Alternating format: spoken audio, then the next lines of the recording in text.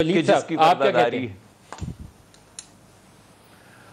जी नदीम मलिक साहब, I am very sorry, मैं थोड़ा सा दूसरे इस सवाल का मैं ज़रूर जवाब दूंगा जिस हद तक मैं दे सकता हूं, क्योंकि इसका ताल्लुक मेरे से तो नहीं है या मेरी किसी स्टेटमेंट से तो नहीं है। लेकिन ब्रेक के दौरान मुझे, क्योंकि आपका वो चल रहा था सिलसिला और आपके कॉलीग जो हैं गिशकोरी साहब, उन्होंने जो स्टोरी की है, उमर अयूब साहब ने ख़ास तौर पे जो है मेरी तवज्जो दिलवाई है।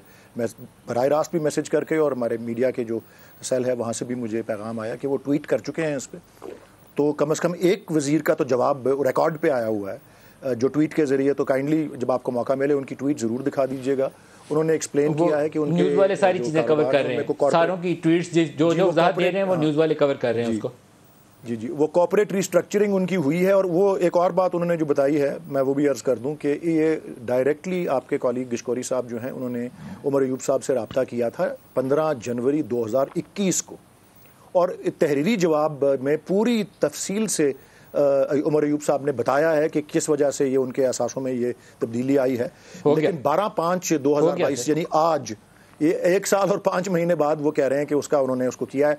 तो उनके मुताबिक ये बड़ा एक सेंसेशनलाइज चीज़ कर रहे हैं जो कि बिल्कुल एक नॉन इशू है। नहीं, सेंसेशनलाइज मैंने प्रोग्राम के आगाज़ में बोला कि उन्होंने 1 साल से ज़्यादा अरसा इसको इन्वेस्टिगेट किया, पूरा डाटा कलेक्ट किया और उसके बाद रिपोर्ट किया।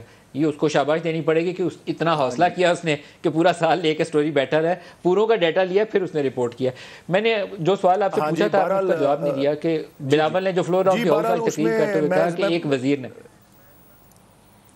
मैं ये भी फिर से एक अर्ज़ कर दूं बात कि सबसे बड़ी बात इसमें अहम बात जो है, ये डिक्लेयर्ड एसेट्स हैं सबके, और जब डिक्लेयर्ड एसेट्स होते हैं तो बड़ी जायज़ एक्सप्लेनेशन हर चीज़ की होती है।